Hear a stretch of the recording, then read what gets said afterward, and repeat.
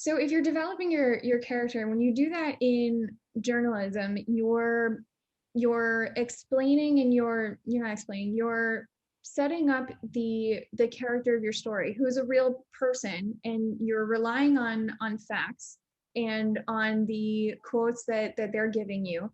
So you have to balance the objectivity and what is accurate and factual with the storytelling nuances that make a character compelling, that really gets your reader to know this person like you got to know them. So in this case, you want to make sure that you give this person a distinctive voice and show what matters to your character or your narrator from the start. So one example is a story that we did about a award-winning journalist named Nadege Green. She grew up here in Miami. She reported for WLRN as a social impact journalist for about 10 years, and now she's the director of the Community Justice Project, the storytelling director. So when we were working on this story, we wanted to put her voice forward, especially as a person of color, and not put our filter on her voice too much. So what we did was I was thinking about my interview with her and wanted to describe the way that she spoke, because it was so compelling just talking to her and listening to her, but that's not an experience that, we weren't going to take the video and just put it on the story. I had to do that through the narration that we wrote. So here we started with, Nadege Green is a born storyteller. She talks about the everyday things with the same wonder and passion that drives her social activism. Her language is stories rooted in truth and meaning of what it is to be human. Her voice has a soothing intonation of strength, and you can hear the quiet intelligence that makes her reporting so impactful. So we're telling the audience quite a few things. We're talking about her voice and her tone, what she sounds like, the kind of person that she is, what's important to her, all in that kind of short space. And then as the story goes on, her quotes and her perspective really proves and supports that. So that's how we took that story. Any questions on this tactic so far? Yeah, I love the beginning of the story, and the repeating, like she, her, it's create this impact on, and so you can see like her portrait, she's in front of you, and I think, yeah, this is what makes the story powerful, the beginning of the story. So we are talking about the beginning, how to start, because I don't know, for me, the most difficult part, when you're working on the article, how to start, because we need to catch this attention from the first lines, and this is where we could hide our hook. So that's why we want to focus today on this part. It's also an example of how you can add some rhythm and a little bit of, I almost want to call it poetic nuance to your writing. I want you guys to feel free to, of course, you have to be objective and accurate in your stories, but there is also an opportunity to use more emotive vocabulary to make the story more compelling. It doesn't have to read like every news article that you see out there. Think more, you're inviting somebody in, you're telling a deeper story. So I just want to put that out there. Next up is beginning in the past, starting with crucial memories. So this is a scene that shows a dilemma or choice, a powerfully emotional experience that will have consequences for your character. So this actually kind of reminds me of how Sophia is going to start her Miami Lakes story, is talking about the experience of the flooding and how that impacted the characters that you're going to meet as you read the rest of the story. So this example was from a story called Deal with Trash. And it says, a year ago, several students from the University of Miami finished drinking water and couldn't figure out what to do with the empty plastic bottles. The dorm's recycling bins were full and looked exactly like the trash cans. No sorting, no recycling. The problem seemed obvious. We need to encourage recycling. What if instead of ending up with the messy bins, landfill, or ocean, the plastic bottle could go towards charity donations? And then we introduce the project, and it leads you into the rest of the story. So that's an example of this experience that impacted the people that you're going to talk about. Any questions? Or Yuli, anything that you would like to add? No, I hear with such great pleasure. You allow it. Continue on. So, well, this is my favorite slide because this guy is just so cute. So another tactic is starting with an ambiguous action.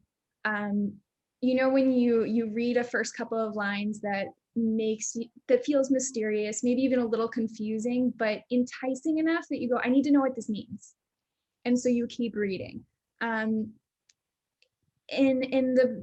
Even if the purpose or the reasons for your ambiguous opening aren't clear at first, the action itself must sustain readers' interest until there is more clarity. So this is an example about long distance affair. So if you've heard of Miami Motel Stories, that's a series of interactive theater series that is created by a Juggernaut Theater Company. And they would occupy pre-pandemic motels in Miami, that whether they were abandoned or not, and use that space as their set for their play. So for Long Distance Affair, that was their reaction to COVID. So we start with, in Madrid, it's 1 a.m. Angel meets new guests from Miami in his apartment. In Singapore, it's early morning, 6 a.m. Sabrina is staying at home and doing the same. Flights are not canceled, not delayed. Everything happens on time. The passengers are coming. The size of the room doesn't matter. Everyone is welcomed. The strangers might be quiet and tired, or talkative and ready to interact. This experience meets you as you are and where you are. Just take a ticket. It's Long Distance Affair.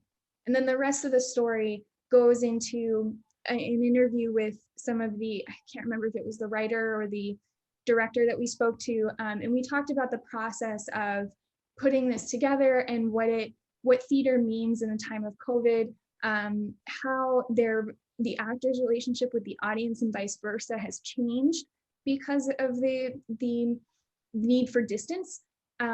So that's kind of how we brought the readers in without explaining all of that up front.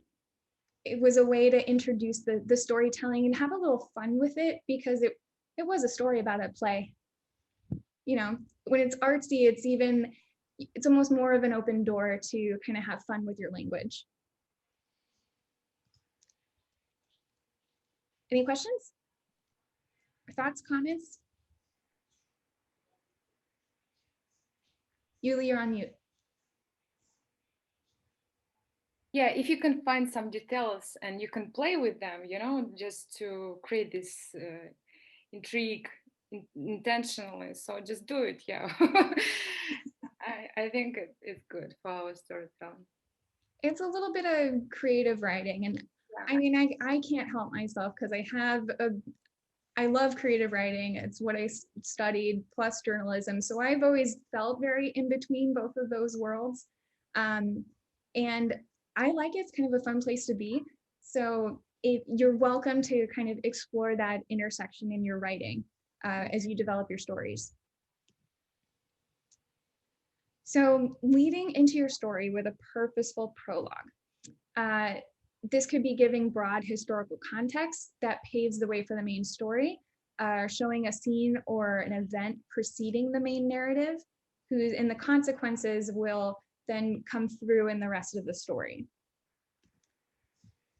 So an example is a recent story that we did about a Pixar executive who left Pixar and created a innovative online education company. So it starts with her quote, "It was my lifelong passion to work at Pixar, which first guided me to discover the innovative online education company X in a Box.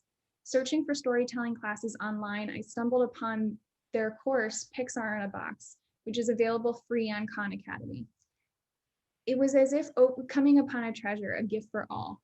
X in a Box was founded by Elise Clademan and Tony DeRose, who are both former veterans of Pixar, along with Britt Cruz of Khan Academy.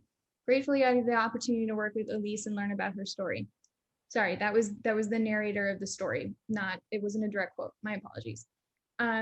So that's an opportunity that works when you're speaking from first person. So this is the writer kind of sharing his or her own experience in learning about the subject. So it's also another way of engaging with your reader in this kind of in-between space. Like you're having a conversation with your reader in a way that doesn't cause undue bias. It is, here's what I learned and I'm going to share it with you, essentially, is what you're conveying.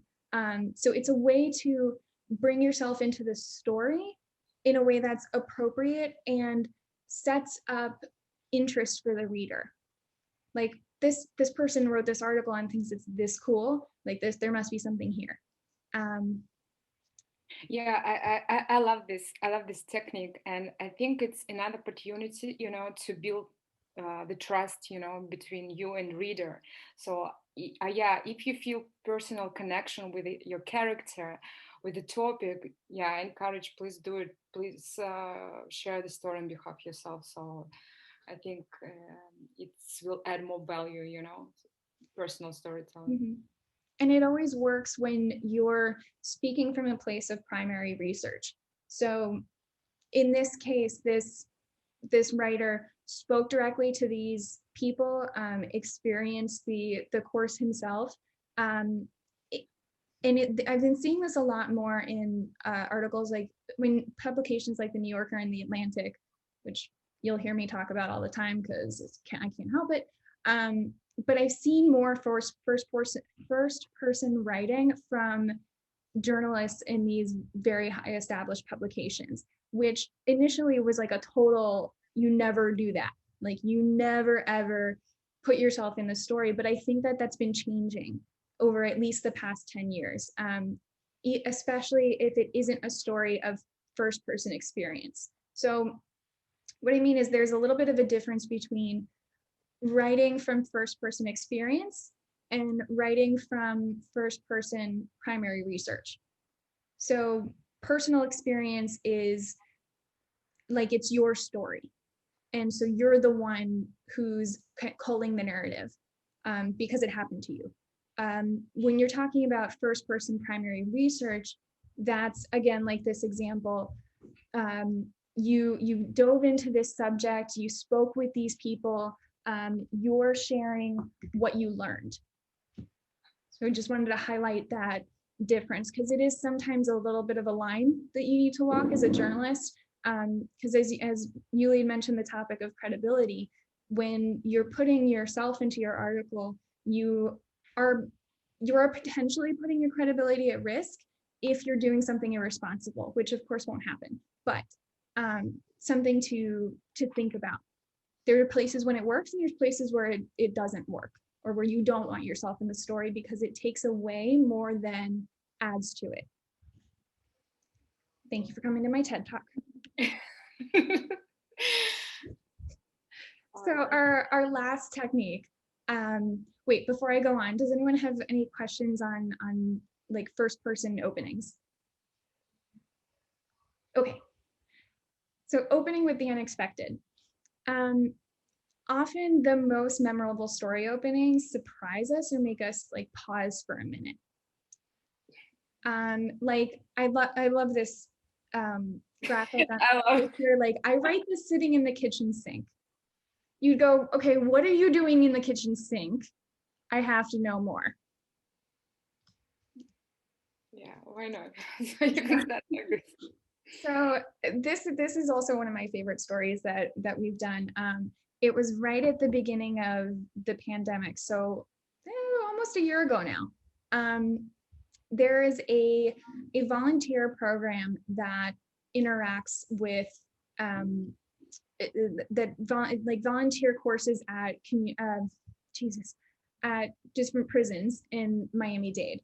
So this person that we spoke to, she works one-on-one with prisoners through writing.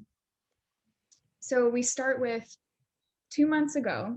Katie Cleric, journalist and founder of Exchange for Change, was in the classroom at least 3 days a week teaching writing courses, supervising other instructors' classes, and meeting with student facilitators. Then the pandemic forced educators around the world to transition to virtual classrooms and navigate new technology for their online classes. But Katie and her team's work